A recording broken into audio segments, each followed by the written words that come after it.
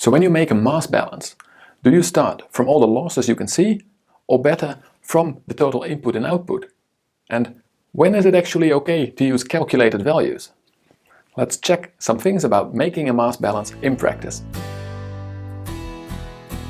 Hello, I'm Tom. Welcome to my channel where we talk about continuous improvement in an industrial setting.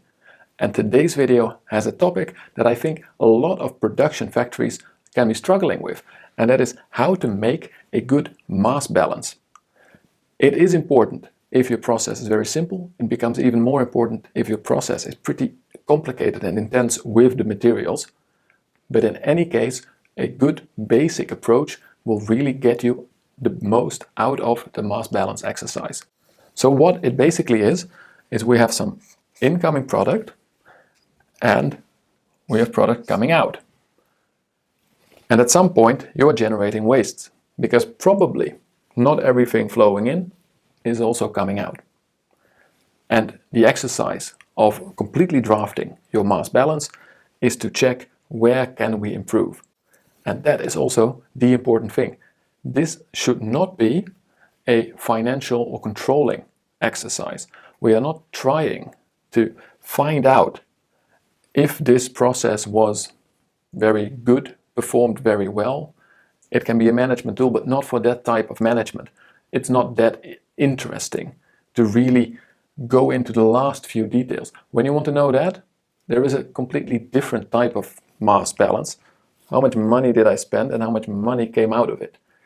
When we do the really detailed material mass balance, the goal should be where can we improve and how much improvement is possible to be made in the medium to longer term. And when we do this, the basic philosophy, it's always very simple. In, out, waste.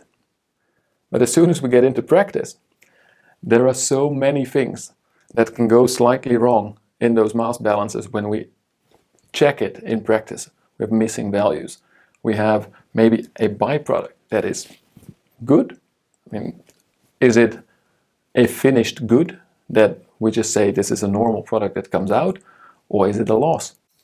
In fact, in the dairy world, we often have that we put materials in and immediately take something out before we get into the actual process. For instance, we cream the milk and the cream goes out. We can say it's a byproduct, but you see, there are already things making this picture a lot more complicated.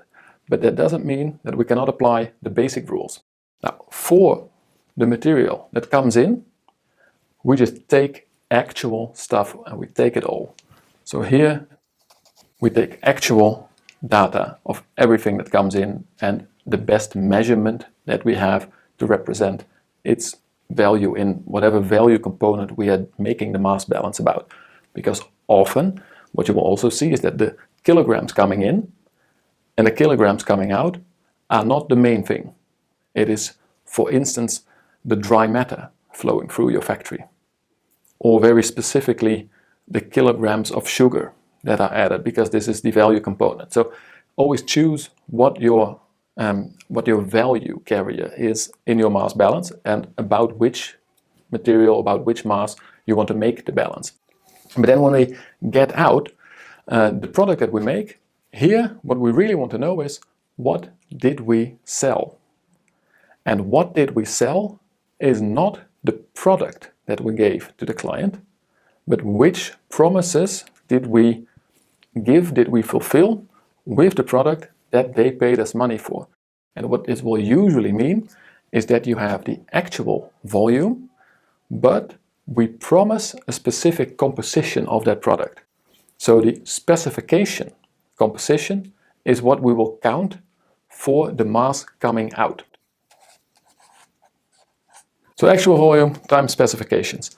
And this is important because, as you may have already guessed, one of the material loss components is overgiven, overusage or giveaway. So we give more product than we actually sell, so to say. Many products have a fixed weight. If you buy a carton of juice, there is a weight on the carton. And in fact, if you would take 100 cartons, you would see that the actual content is slightly higher because they're not allowed to go under, or at least not under by a lot. So there is giveaway. The same happens when you have promised a certain juice content. If we again take this juice, there is a maximum amount of water that is allowed to be in there, and there should be enough fruit solids in there. There is almost always a minimum limit on the solids, and if you put a bit more in, it'll just cost you the opportunity to sell water for full juice prices. And this happens in a lot of products. So the volume that you sell, not per se the actual volume going over the scales or the actual mass of product that goes out, because the sales volume you multiply by the specs that you promise. And where this already becomes more interesting is when we are talking about pretty fixed technological type of byproducts.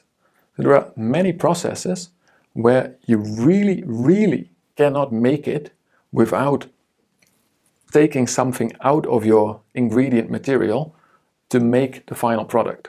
For instance, when you make cheese, you always also produce whey.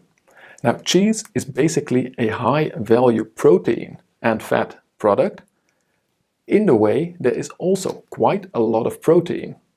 The sportsmen among you will definitely know whey proteins as a good source of building your muscle, a nice healthy thing, but that protein could have been in the cheese.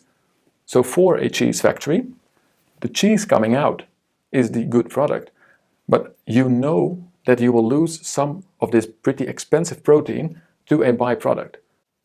Now, saying that all of the protein going into the whey is automatically a good byproduct, that is very tricky. In the end, it has a lower value, so we could also say it's all waste. But then we get such a difficult picture. So what is it? A good outcoming product or a piece of waste? And for this already, we usually have to use internal norms. So we know when we produce a certain volume of product, there is a standard technological limit of how much of a certain byproduct you also get. And this is the good byproduct that your process produced. So what you will see is that in fact the byproduct stream will be split into some good and some waste.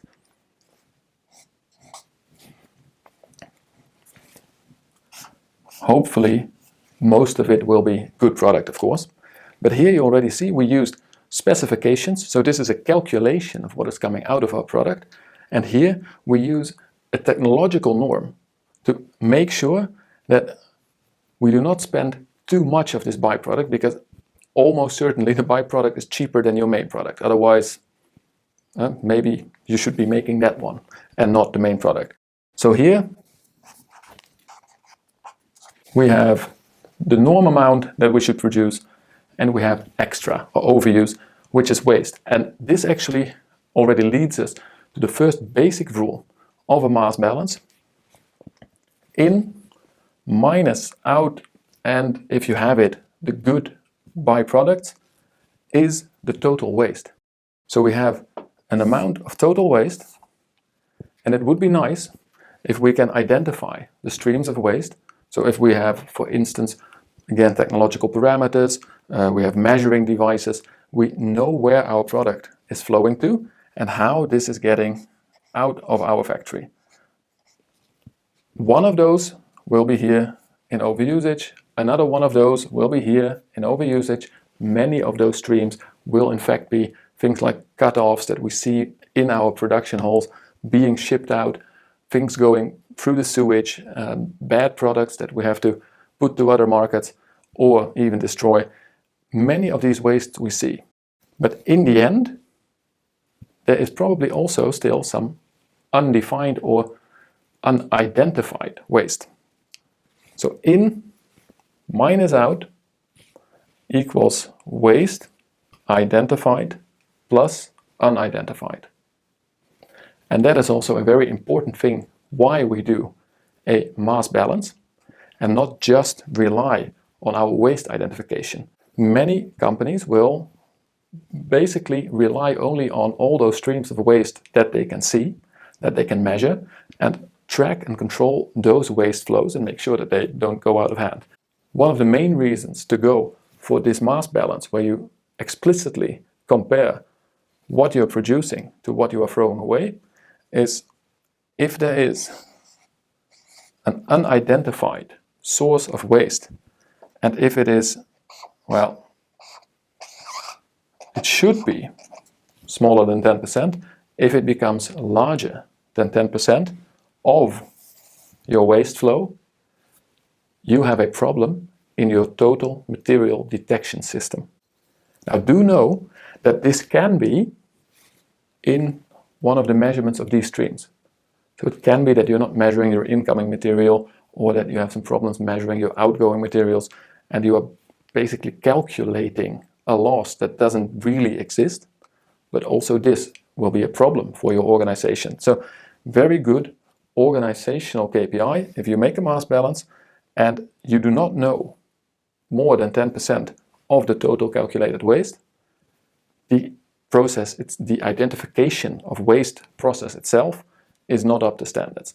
If it is less than 10%, don't worry about the last couple of kilos or tons flowing away. Then you focus on those streams of waste where you see improvement potential. Very interesting, because that is where the money is. We don't make a mass balance to get the money. We make it to start our improvement journey and start where we can actually make more money in the future. This is not a financial management tool to be used somewhere in headquarters. This is something especially technologists make at a factory, and really at a physical location where you can check where it's going and how to stop it and get more good product out of your factory to your clients, who will pay you lots and lots of money for it. Now hit that like button if you learned anything new from this video, and also if you have a nice experience with making the box or performing this mass balance analysis that really led to some interesting, creative, or totally unexpected results, please don't forget to share that with us all in the comments. We all would like to learn from each other. But for now, I wish you the best of luck with your mass balance and especially your material efficiency improvement. And as always, enjoy that journey.